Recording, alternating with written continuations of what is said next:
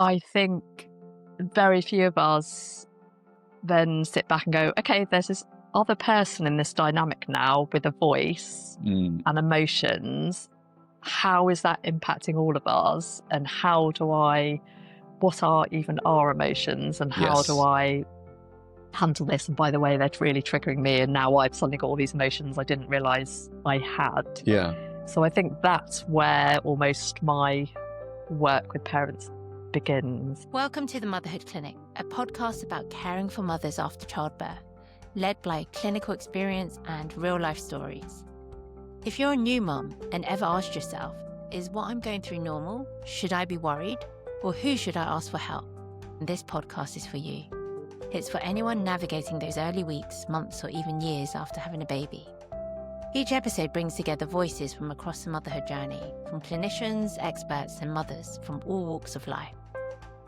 We're here to help you feel more empowered in your unique motherhood journey. We believe in a better start to motherhood. Welcome to the Motherhood Clinic. Thank you. We met at was it a Vested Accelerator? Yeah. That's where I discovered that you are a parenting coach. So I don't think it needs much of an introduction as to why we're talking on the Motherhood Clinic. That has a lot of relevance to anyone listening in. But first, I'll give yourself an introduction, then I'll talk about what we're going to talk about on today's episode. Oh, so I'm Shilpa. I'm a parent coach and creator. And essentially, I help families build emotional strength and self-knowledge together.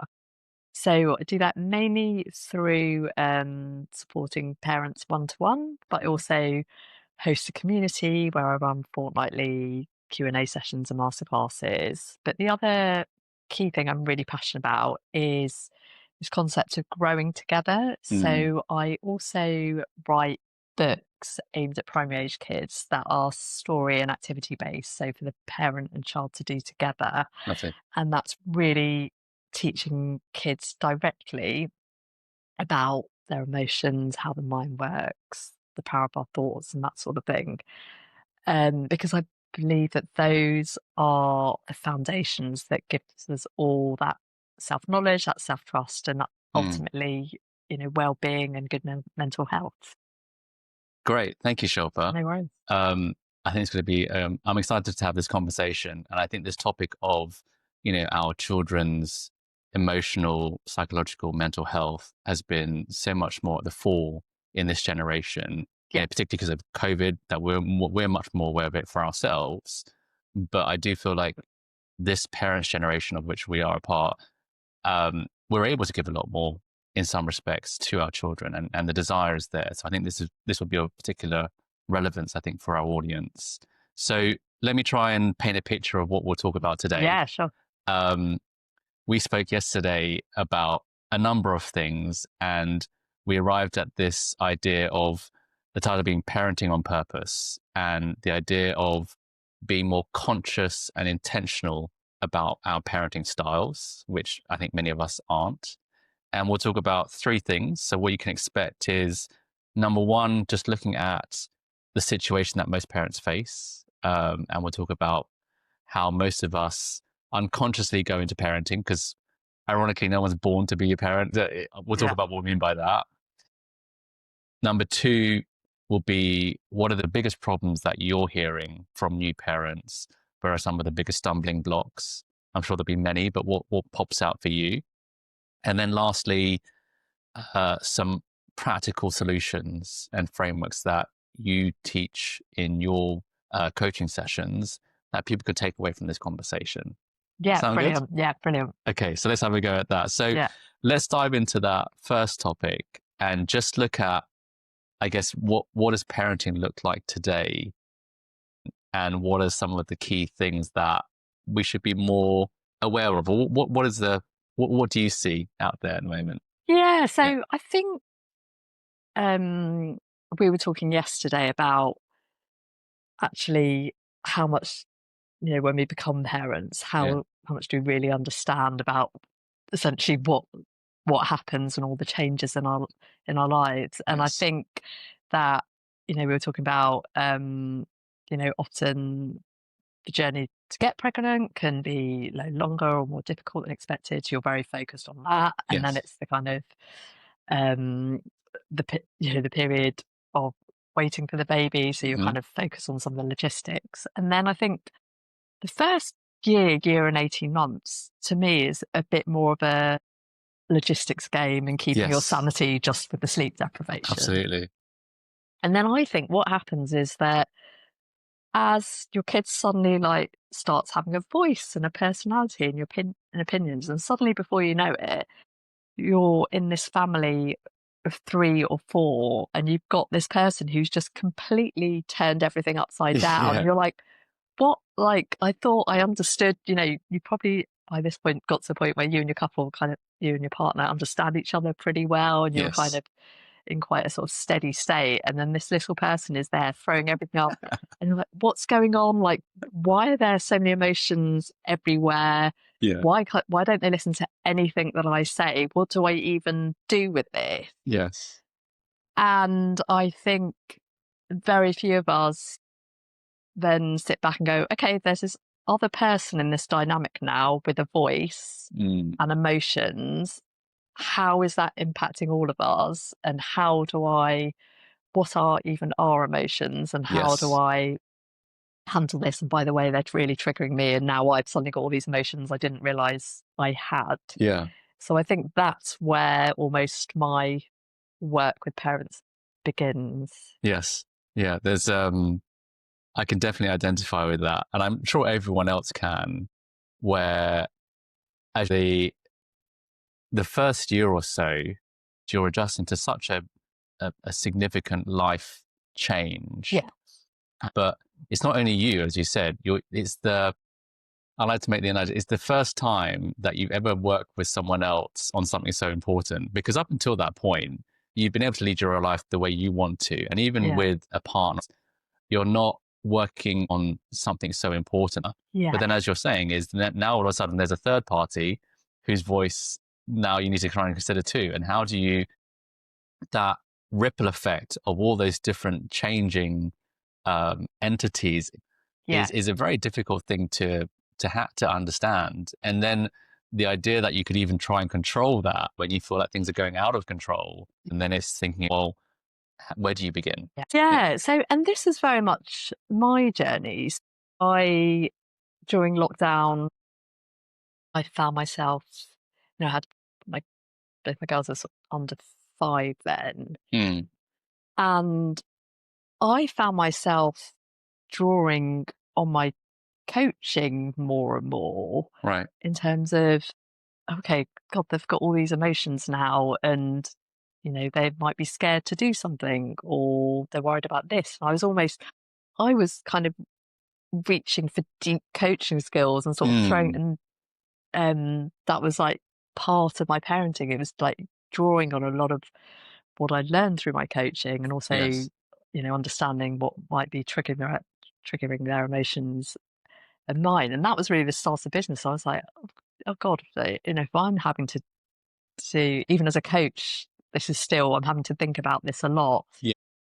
Imagine what other parents might be going through without those coaching skills. So that's sort of how my business started. But I think the first thing, what I truly believe is that we're more emotionally aware now. We're aware, our generation is probably more aware that suppressing emotions, or there's this thing called emotions and feelings that we need to think about. Yes.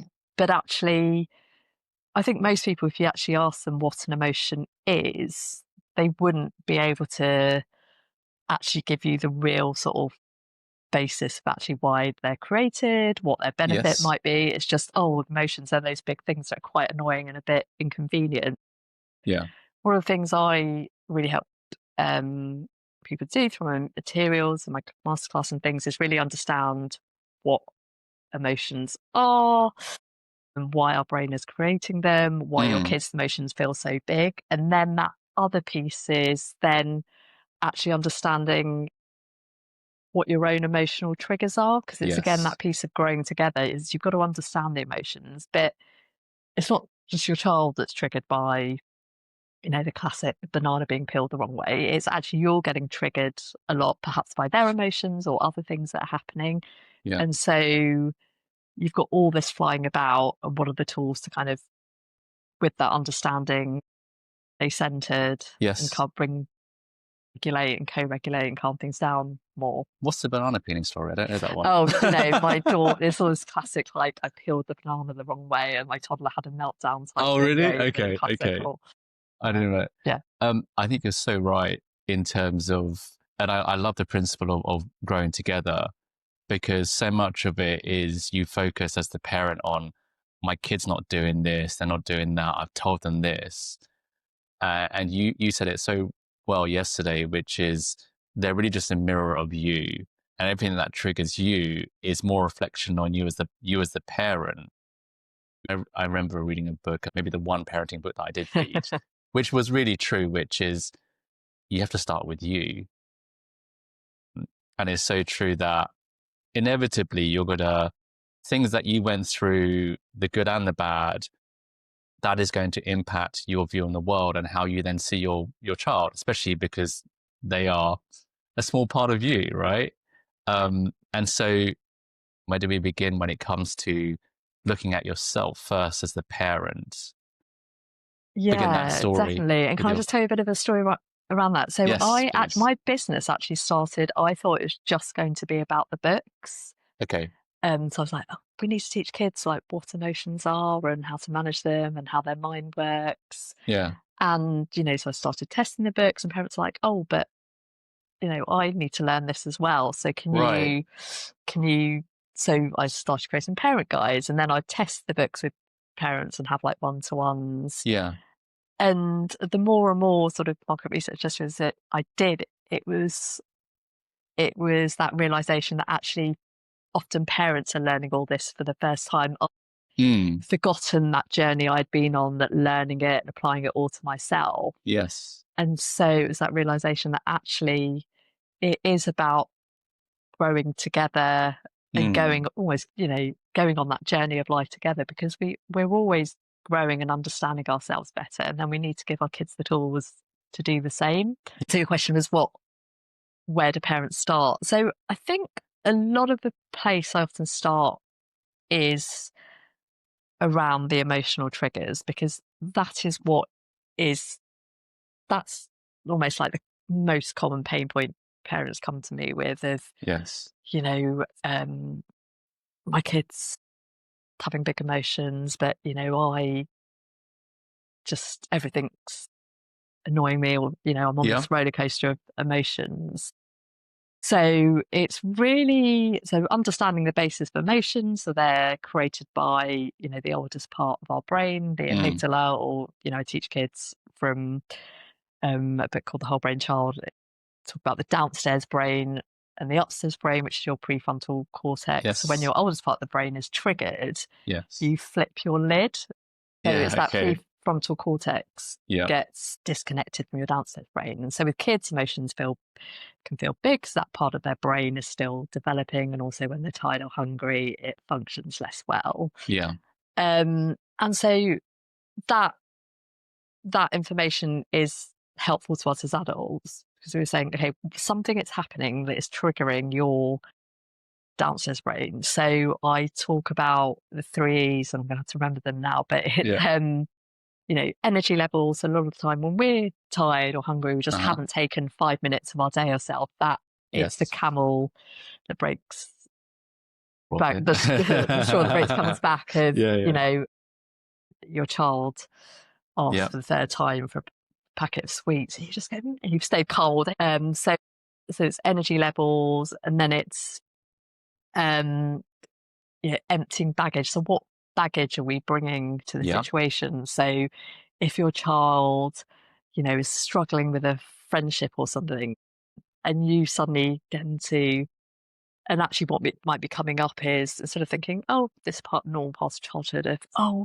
struggle to make friends, and my God, my child's never going to have those friends again. So it's kind of emptying baggage. And then I can't remember what it was in E, but I think the third one is, around our identity and values. So a lot of the time, where, it's why people say don't talk about money and politics, because it goes to your values. And when people trigger our values, we get very upset. The alarm, something goes off in our brain because it's triggering our identity and what we think, our worldview. So, if your child's feel like your child's being called, Yeah. or, that's one of my big values of, being thankful and grateful, or, your child's being rude, and kindness and respect that could be the other thing that's really triggering you. And actually really working through that.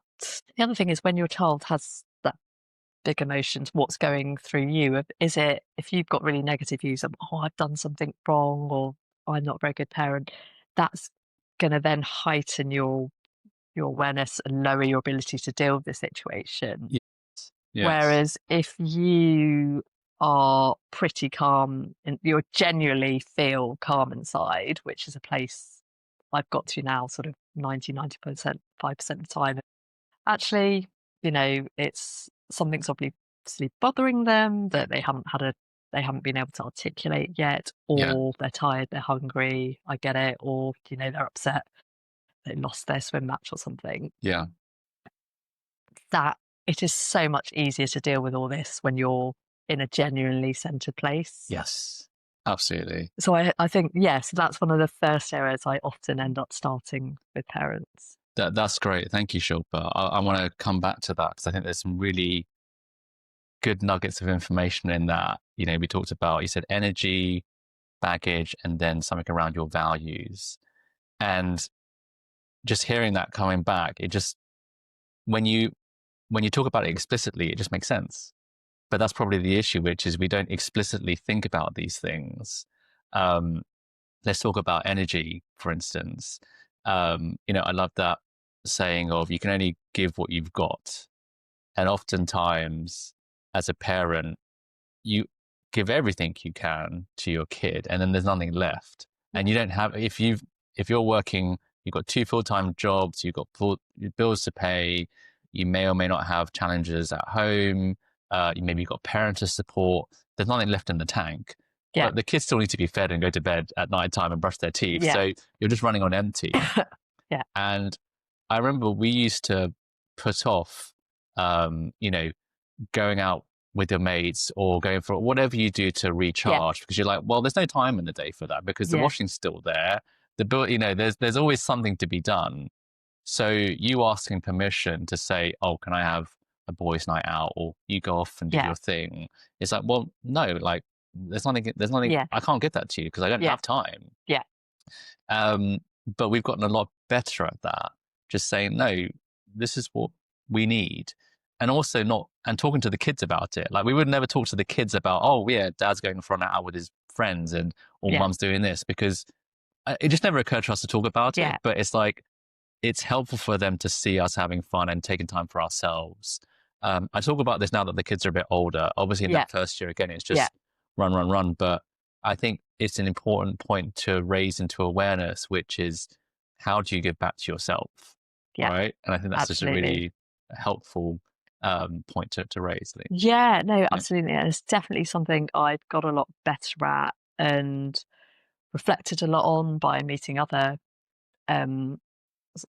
experts and coaches over the last couple of years. But I think it's absolutely right that taking time for yourself and working out what you need to. And then the other thing I also help with parents is, what are those micro moments in the day you can take to yourself? Because they can make a difference between having a really smooth evening and evenings being something you absolutely dread. So a lot of the things I talk to parents about is, if you're doing the pick up or back with the kids, have you taken, even if it's just 10 minutes or, ideally half an hour to yourself? And I know that the difference in my ability to be present and feel connected is probably like a 40 to 50% increase in quality if I've taken half an hour for myself. So I think those kind of micro moments. Yeah, and they have to be intentional, as you said, right? Because you're not gonna. It's a bit like, well, you need to get that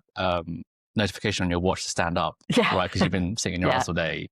It's like you have to be almost prompted. So what are those things that you put in place to be like, okay, take some time for you? Mine was like the 5 minute when you get to lock the door in the toilet because you have a bit of time to yourself. You're like, and then the kid's still knocking on the door. You're just like, no, that's not my peaceful place. But that was the only place you got some solace. But it's using that idea, which I think I totally I'm totally on board with.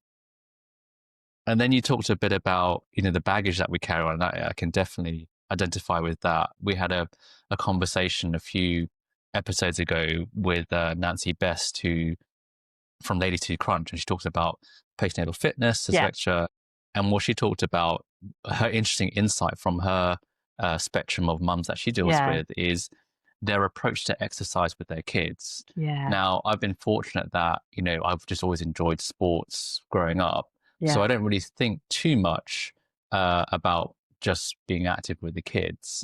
They're in their clubs, but it's not like it's, they have to do this. Whereas she's saying some people that might have had a more challenging experience growing up with the exercise, maybe they just didn't like it, or they didn't have those kind of role models. They can go two ways. Either you just ignore it completely, or you almost, as a result, want to enforce what you didn't have. And that baggage that you carry from, like, I didn't have this, so you're going to have this. You're going to do these things. And it's almost like you're trying to control it, which kind of can have the unintended effect of pushing them the wrong way, because now you're trying to manage and control a situation which ultimately you'll never have control over. And so that's an example of how that applies to exercise. I've certainly seen that in certain instances with our kids, where there's something that wouldn't bother someone else but really bothers me because of my own experience, whether that's a good or a bad thing, saying, hey, I had this, is great, I want you to have this, or I had this problem growing up, I never want you to have that, so therefore I'm going to create all the things that will make sure that you never have that experience that I had, but ultimately can kind of screw things up unintentionally, right? And I think this is one of the biggest things that the more we can get on top of our own baggage and our own beliefs and values that we're bringing to parenting, the more, again, it goes back to the more intentional and conscious we can be in how we're parenting. Because that thing you were saying of I didn't do this, or I didn't have this, I'm gonna, that can come from a really positive place. So maybe, like, you didn't have, for me, I didn't have a lot of, I was very creative, but I didn't sort of almost realize it growing up because it wasn't like hugely celebrated. So I really celebrate my kids' sort of creativity, and we make sure we have crafts and stuff. But so that's positive. But if they turn around and they weren't that interested in it, it wouldn't be for me to be like, no, you must do that. Then it can become sort of unhealthy. And so I guess the process I help parents go through more consciously, talking about values and that sort of thing. But if, again, it goes back to that trigger, is what is triggering you about this situation, or why do you feel so passionately that your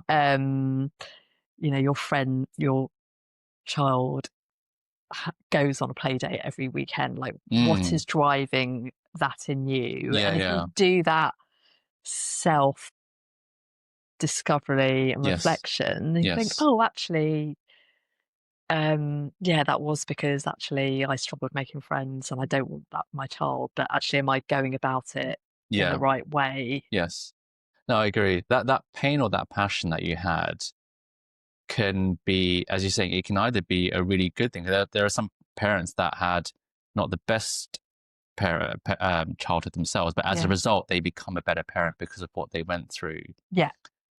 So those can be a very positive, but also a negative. And I think the point we're trying to raise here is that intent and that purpose, which is to be aware of it, because that motivator, whether it's good or bad, can have a good or bad outcome. And it's the intent and the awareness you put around it that determines what that driver becomes for your kids and for you. Right? Absolutely. And can I say something a bit more on that? So I've been doing more and more couples coaching in the parenting space.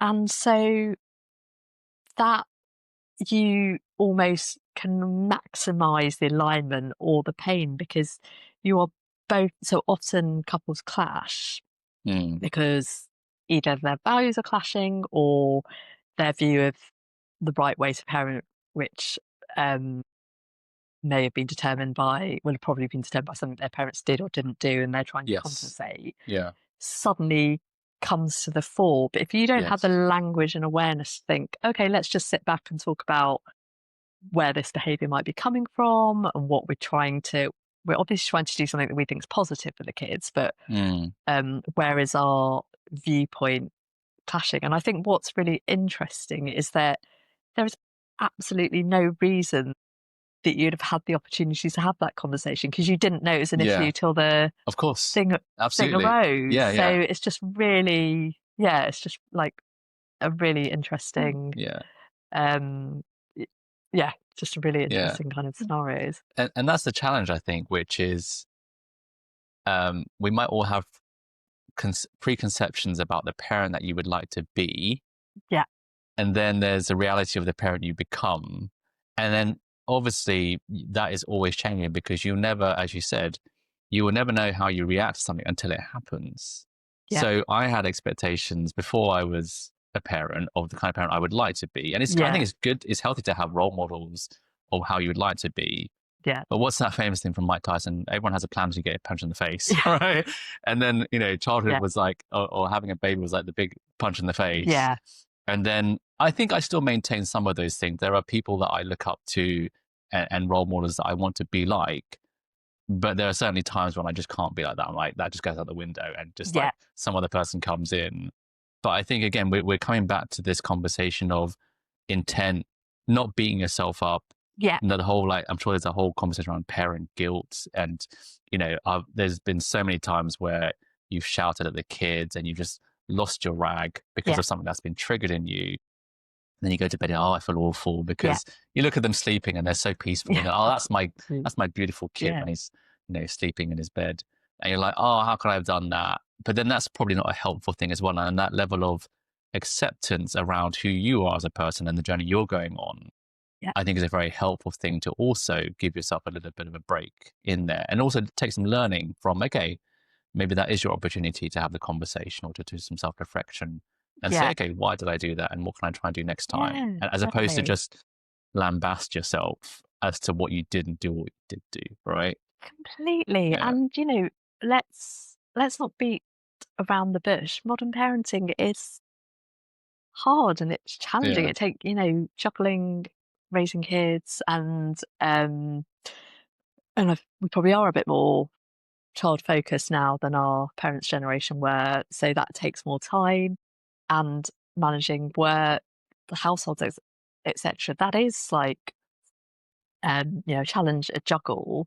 So you can't be this, it's not the expectation that you do everything perfectly and you're this perfect parent and worker. Yeah. But it's that kind of sense of, do I feel like I'm on that learning journey? So actually, is this happening every day? Am I losing it every day? And I'm actually have got no tools or thoughts on how I'm going to change this? Or actually, have I got some time for self-reflection and actually am I just slowly changing the trajectory over time? And I think the other thing also is that it is about explaining your mistakes to your kids. I often say, actually, sorry, I shouldn't have done that. And actually, I was stressed about getting something out of the oven and you asked me a really hard question. I just lost it and said, stop talking. I apologize. And I'll try and apologize as quickly as possible. So it's kind of explaining in the moment, okay, this is what happened with my emotions, but I accept I shouldn't have reacted in that way because it's, it's the behavior, it's not the emotion that's a problem. I apologize. And then you're modeling that to your child. So you're not trying to model perfection. You're trying to model self-awareness and personal responsibility. Yes, no, that's a really good point. And I guess within that, there are obviously cultural and generational differences in that. And I think part of what you're explaining is finding yourself in these practices. So, if I think about, for some people, that'll be a skill that they start to learn. And I've certainly tried on different parenting styles, so to speak. So, the There's the more like the old school dictatorial, like do as I Yeah. say, not as I do. There's the trying to be like the peer and trying to talk to them at their level. There's other things. And I think part of it is going through your own personal journey to figure out what suits you, because your style and my style, there might be common values or similar elements, but that might manifest in different ways. Or we might just Yeah. have different values where, you know what, we do things differently. And if it works for you, and so long as it's at peace with, again, your values, the baggage that you carry in your energy, then let that work through. But you kind of have to go through that journey a little bit to figure out, listen to those good practices and be intentional about what you're doing, but then you'll find your own way, right? There is no one way of parenting, is right. Exactly. And it's funny because, I've spoken to you a bit about it. So my methodology is called the aligned parenting methodology, because Right. I really believe it's not about me. I know there are parenting experts that do this, and it's not about me saying you should parent in this way or this is the right way to your kid. It's giving that space for couples or parent alone to say, well, actually, what are my values?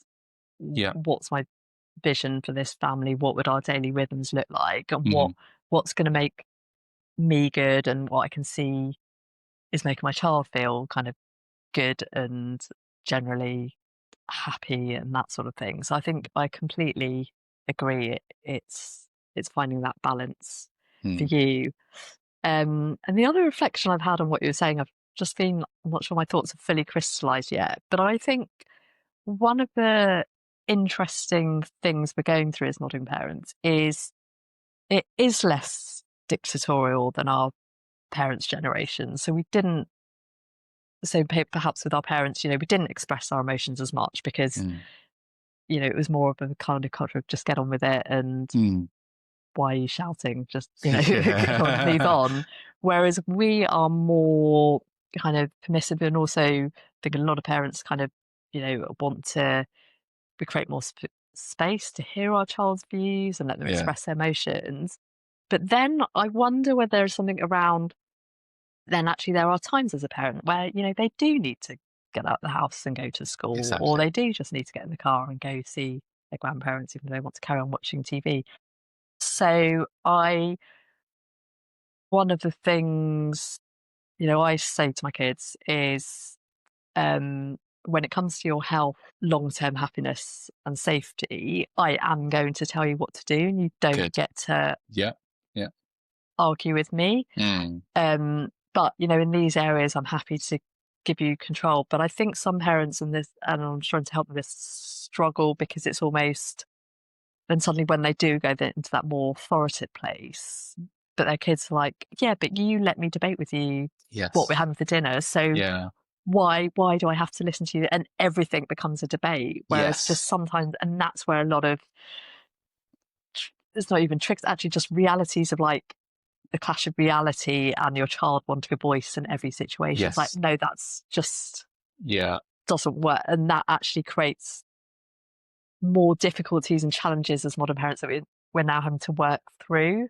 Yeah, I'm really glad you raised that point, because there is, one of my questions was, can you overparent and focus too much on the child, right? Because again, if I take the comparison of elder generations, would they be having this conversation? No, they haven't got time for this stuff. And I'm not saying that was necessarily right or wrong. I'm just saying it was very different. And, some of us worked out okay, some of us didn't. But the point is, I like your point where there's a spectrum, because I also see challenges where almost the child is the boss, because everything is a debate. Everything is like a negotiation. And everything is, does this work for you? And are we okay? And everything, let's talk about this. And I believe there is a time and a place for that, for certain conversations.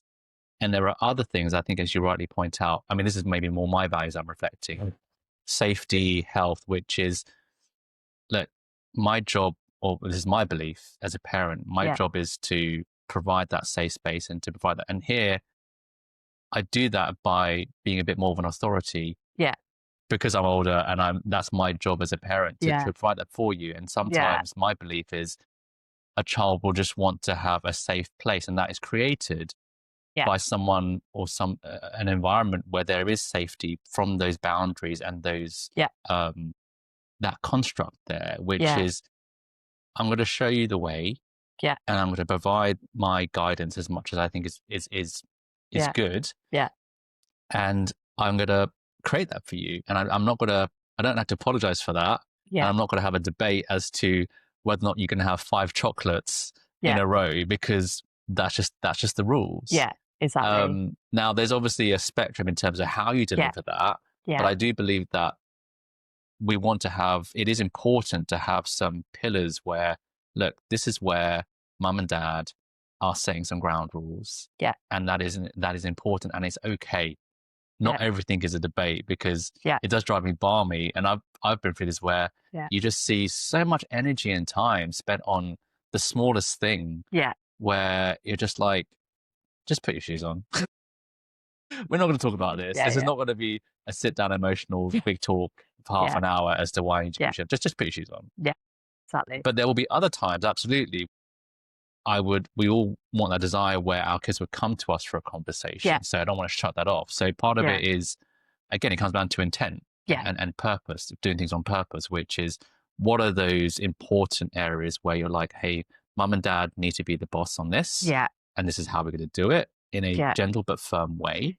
And where are there areas where, okay, maybe it's the weekend or it's a Friday where, you know what, there's a bit more permission and we invite the conversation there. So I'm glad that you bring that up, because I think sometimes it's just, everything can become, I need to go to where the child is, and that's important, but not for everything, in my view. That's my perspective. No, definitely. And I think we're quite aligned on that. And I think, again, it comes back to exactly what are your boundaries, and those boundaries are going to be really possibly quite different for different people, for different parents, and also what happens if they cross that boundary. And again, that decision's going to be different for different people. But I think I have certainly got better over the last year, and I think it's become more important because my oldest is getting older, it's almost, wanting to test, classic sort of almost teenager wanting to test those boundaries. And so, I've had just conversation with them. These are the boundaries. I'm not willing to debate them. When you're 18, you have the choice of whether you want to live in those boundaries or move out and create your own rules, and that's absolutely fine. But up until 18, I am still in charge in certain places. These are the things, these are the boundaries. But again, I think it comes back to that intent, as you're saying, but also, one of the things we've spoken about a lot is, and I'm really big on, is when are you creating space as a family to talk about these things? Because a lot of, actually, you're not going to reflect on actually how people are managing their emotions, or actually what the rules of the household are or the values are, or probably not going to do it on a school run or when you're arguing about my value is responsibility, put your shoes on. It doesn't work. So when are you going to create that space in a way that works for you? And I think because that wasn't modelled to us, and wouldn't have actually expected our parents to do that, that can be a really, I've just seen it in my own family, is where do you create that space as a family to stand back? Because otherwise you'll sort of make it up on the hoop, and that's where a lot of the pain points come from. I think that's a really good point. Can I give you one more reflection? Absolutely. So I think also the kind of paradox of emotions and feelings also is that we want to express, not suppress our emotions. But then, so that is good, because I think a generation ago we were all doing that and probably doing that as we grew up. But then you can't just sit in your feelings and do nothing for a day and say, I'm upset or I don't want to do this. That's a paradox of life, is you still have to, you can be upset, but when is that time of actually feeling that upset, and realizing, actually I still need to take action. And that's a really hard thing to teach our kids because we're still navigating it. Yes. But that going the other way of, you were saying of like, you could get, and some parents, it will be right for them to get into an emotional conversation about why their child doesn't want to tie their shoelaces. Yeah. So that is, I think, another thing that our generation of parents are navigating. I agree. Yeah. And I think it's, again, everyone has that personal journey, that pace to which you encounter and deal with those situations. I think as you're talking, one thought I had was just the idea of there's talking about it and there's just living it as well. So you say, right, let's talk about responsibility and discipline. And we can talk forever and a day, but these are still concepts for, a 5-year-old. It's going to be quite hard for them to process. Yeah. Versus you as a parent, let's say you've got a value around discipline. Yeah. You can talk as to why they need to do their homework every single day or every week rather. Or you can just demonstrate that discipline by living that value yourself. Yeah. Because I know that in the absence in our parents' generation or somewhat of them talking about this stuff, you learn those values just through observation. You saw that by living with your parents and seeing how they lived their lives. Yeah. So we didn't talk about it, but I saw how hard they worked. Yeah. I saw their diligence around certain things. I saw the good things. I saw the bad things. So inherently, I don't have to talk about my values. I know that from just, and it's so much more effective because you're not just talking about it. I can see that you actually believe in it because you're doing it. So if I get up every day, I don't make my bed, I'm lazy, I get up and out, but I say you should be disciplined and let's talk about why that's important. Yeah. Your kid is so much more intuitive to that, and that intuitive, which I guess is more unconscious, but you are observing it and they will be living that, will be so much more deeper rooted and valuable than us just having a conversation.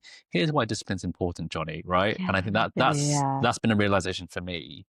That I want to role model what my things are as opposed to talk about it.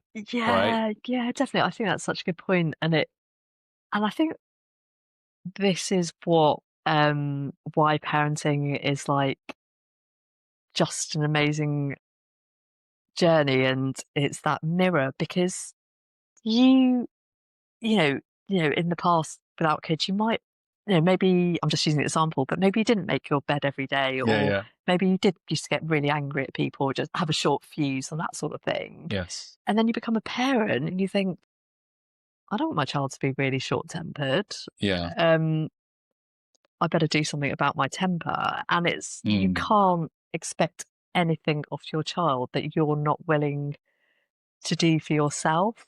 Yes. And that's a really kind of interesting, is such an interesting catalyst because sort of rarely get those catalysts in life. Absolutely. And it's being genuine to yourself, because I've also observed, amongst our parent friends who are parents, some people, the event of childbirth completely transforms their personality. I was like, well, who's this guy? Who's this person over here? And that can be a good thing, or necessarily, but there's also other people that they continue to be the person, or you can see more of what they used to be in their existing day. And I think, I'm not saying either is better or worse, but I think it's finding a genuine reflection of who you are. Because as you say, maybe you were that angry, short-tempered person, and you're not all of a sudden going to be Mary Poppins, right? After your kids gets born. But you want to, again, it comes back to intent, which is, what is it I would like to demonstrate, and how can I build that in a genuine and authentic way that is true to me?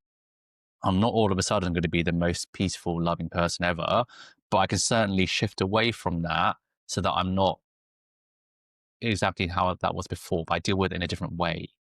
So I think it's just that appreciation of, and again, that acceptance of who you are as a person, and to appreciate you will always continue to grow as a parent, and not to have such a high bar for yourself that you have to be this perfect person all the time, which creates another of its own issues, which is, oh my God, I'm stepping into my bad ways again. And it's growing to accept the person that you are as well as them.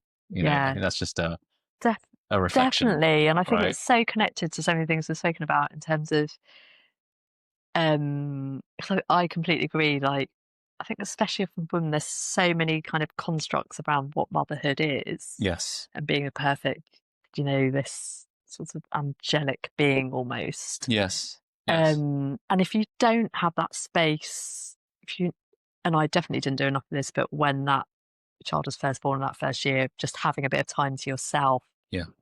connecting back to what you want to do, it's just like a run around the park, or it can be, you can slip into this, as you say, this identity of you've created of being this parent. You have no time to connect back to yourself. So I think Yes. that it's kind of, I think creating that time to yourself and things you like doing or like doing before can hopefully kind of stop you doing that, going too far in one direction just because you think you should. I agree.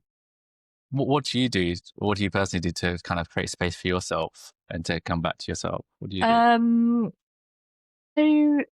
So I've realised it's even like having 20 minutes, that sort of having 20 minutes myself in the morning before they wake up, just sort of Yes. sitting with a cup of tea is just really, that does significant wonders for Yes. my well-being. And I think it's been almost a bit easier working on the business because I can just take pockets out the day of, just sitting and reflecting a bit. I think Good. that's really important to me.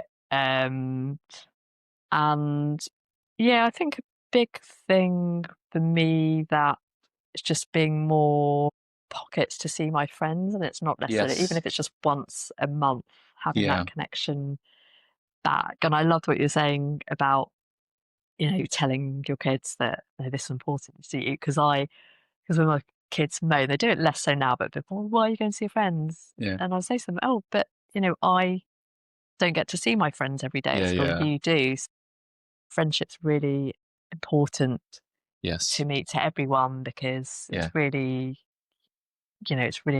it's really good for you and you get a lot of enjoyment out of friends. So I've got to go and see them Yes. now. And I don't, even if I used to cry a bit, that I didn't really feel guilty. I was like, no, of course I Yeah. need to go Good. and see my Good. friends. Yeah. Yeah. I think that's really important.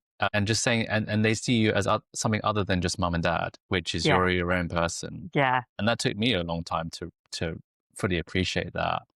And I'm glad you bring up the conversation around friends, because that's also another element where it can be an outlet, but also a level of pressure, because depending on who you measure yourself against and the community and how your friends parent, or how the other kids at school parent, also other kids, other parents, Yeah. so there'll be unconscious cues that you get, like, oh, look at this person that sends their kid to, like, they're going to like 5 after school clubs and they're doing tuition and all this stuff, and you're like, well, oh, should I be doing that? And should I be doing more than that? And so again, it comes back to, as this conversation is all about, around purpose and intent, which is we can very subconsciously be like, well, everyone else is doing after school and these tuitions, so I better do that too. And then you stack on, and then all of a sudden you're running to stand still, right? And again, you don't have any time for yourself because there are all these like must do's and should do's, right?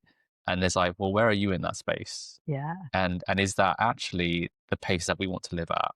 And so I feel like I'm talking sort of personal experience. There's a way to go, which is again, being mindful of how is it you want to do that with just you and your partner, and your kids, and looking at you as a unit, agnostic of the communities and friendships that you associate yourself within. And it's important to do. And again, hopefully the friends can be just sort of an outlet where you get a recharge or whatever those activities are, in order to give back to yourself. Completely, Right? definitely. And and I think that, exactly, the rhythms and pace your family live out. I think that is, again, that's something you have to really reflect on. I know we slowed our pace down as a family after lockdown. I thought, I don't want to go back to that pace before, of doing something every weekend. I think you also have to take your cues from your kids. Like, I know that I've got families that do a lot more off-school stuff and their kids go to bed much later, and that works brilliantly for their kids. But I know with my kids, they need quite a lot of downtime after school. And I think it's really interesting because I think a lot of it comes back to your, fundamentally, it comes back to your self-confidence and self-trust, Yes, which exactly. is one of my pillars, because if we're constantly, and I'm very good at not doing it at my parenting pace and having that self-trust of, okay, I know what is right, but probably I'm much more prone to comparison in other parts Yes. of my life. And I think, especially starting a business, you kind of look at, oh, well, I should be doing that and that and that. And actually, I'm probably more prone to buying into that rather than relying on that self-trust. But that I think, the more we can create that, actually, I know what is right for my family, the less you're then going to be susceptible to that comparison. Yeah, I agree. Can we talk about discipline? So I feel like this is a big area that I think parents will find challenging, which is when you say, again, we've talked about how we want to talk with our kids and create space for them, also boundaries, but what happens when they cross those boundaries? And I think a lot of parents, myself included, will have a challenge with how to discipline. The first time it happens, I remember thinking, what age is too young? How do I do it? What happens when it goes too far? And now actually I've been shouting for so long that now becomes like wallpaper and nothing happens. Yeah. So I don't know where to begin, but I know that's a big area that I think a lot of parents find challenging. Yeah. What are your thoughts? Yeah. And I feel like I'm always learning in this space and kind of tweaking. But I'll give you kind of the few elements I think all feed into discipline, because I think when we think discipline, we've kind of got this image possibly our parents of saying, you will do this, and we were too scared to and we just did it most of the time. Yeah. So we can always think of discipline as like very one-dimensional, of like you say something, and if they've not done it, you've failed. Yeah. So I would say there's quite a lot of elements to it, which I've never kind of articulated before, but I think so. One of them I talked to families about is the values, and obviously when your kids are a bit older, but having that, and you might call it something different, of what's important to us as a family. So, is it being kind to each other, and then is it being respectful or teamwork, so we all tidy away our toys and that sort of thing. So I think that, and so then if they're doing something like, my girls are bickering or being rude to each other, just like, I thought you said kindness was important. Like, it's just really not kind. Like, what are you trying to achieve? Yeah. Happy people are not mean to each other. So I think values is one thing. I think the emotional piece is one thing. So the better we can get, a lot of the time our kids play up is because of the emotions have kicked in. So they're either tired or hungry, or they're upset about something that they can't articulate it. So that is a really big piece, because the more on top of that we can get, helping them understand their emotions, avoiding those triggers in the first place, I think the less we almost have to resort to that discipline. Yes. Or, and then I think the third thing is those boundaries. So really having those regular conversations about the boundaries and why they exist, so that you're not having to make it up on the fly. And then I think the fourth thing is our communication, taking responsibility for our communication, which ties very close to the boundaries. But how many times have we gone, we're cooking dinner and we're like, come in for dinner. And then the kids are sort of, we're just shouting through, well, come in for dinner, and they're cooking. So they say, come in for dinner. And it's like, and then they haven't done it, and you've walked over to them, I said to come in for dinner. And they go, well, I didn't hear you. Or, they just heard some mumbling. And then you're like, oh, you never listen. And it kind of escalates. So where are we? Often the moments of discipline actually come up because we are uncentered at that point. And it's about the communication, isn't it? So I am much better now at thinking, okay, they don't like to just be told something without warning. So I'm much better at, not perfect, but I'll go into the room they're in. At my best, I'll be like, pause the TV, look me in the eye, Yes. and I'll be like, okay, so dinner is in 10 minutes. Yeah. You need to tidy up. That's what we agreed. Or I'll be like, dinner's in 2 minutes.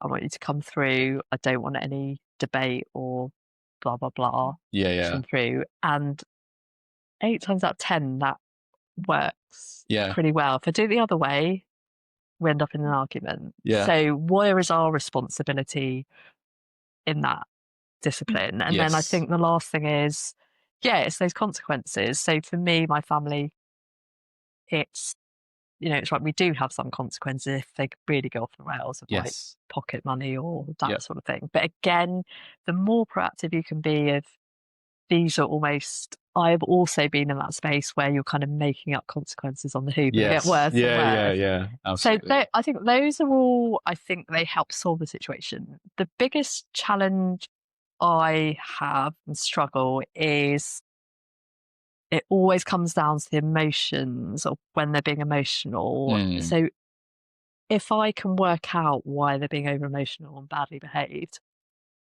I will probably be more empathetic. So I wouldn't necessarily I'm always going through this debate of, well, actually, are they just dysregulated? So how can I support them in that?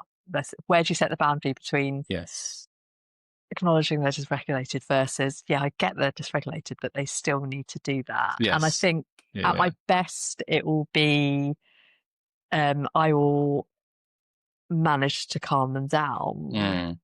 Or, be able to get through to them and calm them down so they stop misbehaving. And then I'll reflect on them afterwards and be like, okay, I get that you're upset, but you're still responsible for your behaviour. So say, like, it's okay to be angry. Angry behaviour is not okay, and you are still responsible for your behaviour. And I say this lots of my elders, like, you have to be responsible for your actions, especially if you get older. Good. I like that. So that was a very long answer, but no, I like it. I think it's not simple. I particularly like the point you mentioned, which is the emotion doesn't excuse the behavior. So yes, you could be angry and but it doesn't mean you can act out and do certain things. It doesn't mean that you're right. It doesn't mean that you're justified to do certain things. And I think that's an important point, which is in some way permitting permitting the emotion, but not the behavior. Managing the behavior rather. And I think those two are disentangling those two is important. And I just think I've definitely done I use the 5 minute, like, okay, let's okay guys, you're watching TV, 10 more minutes left. Make sure that you've acknowledged, like, look me in the eye. Okay, are we good? Okay, right. Because then there's an implicit agreement that, okay guys, I've told you before now it's your turn to like toe the line, as opposed to, right, we're going now. And they're like, oh, but I haven't done this and I haven't done that. And I was like, yeah, well, we're going now. And like, we're going now. Like 5th time we're going. So I think it's, but there's been a journey that I've had to go through to figure out what works for me and for them.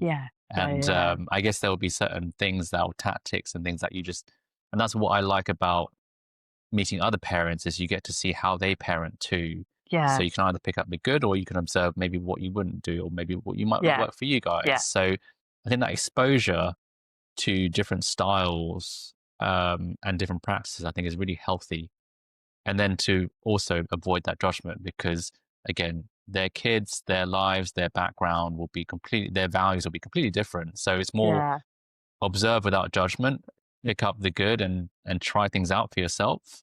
And then, as you know, you will personally evolve as a parent, whether that's to do with discipline, whether that's to do with conversation, whether it's to do with values. You can start to hopefully pick your unique mix of these things that make you you, which I personally enjoy and have been through that journey as well. Yeah, definitely. Awesome. Shilpa, this has been a very wide-ranging conversation. I'm sure there's much more there. How long we've been talking. Almost, well, but I'm sure there could be many more of these. So I would encourage anyone listening in, if anything of this has resonated, please let us know.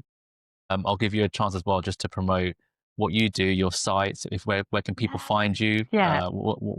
Tell people that are listening in. So definitely. So my company is called Mindset Mimi and Me. Okay.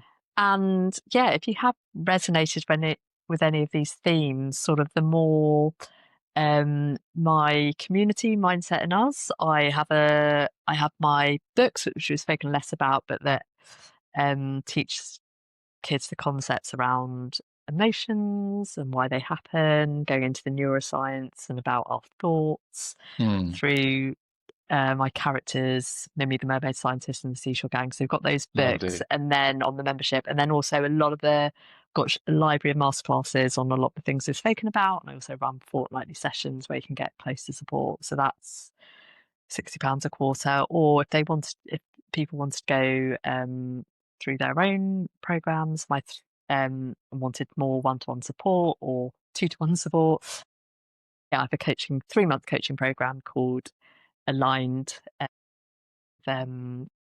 sessions over those 3 months and support in between and access to the membership as well. Awesome. That sounds fantastic. Thank you, Shilpa, again. No, thank you for this opportunity. Thank you. And I hope to speak to you again. Yeah, definitely.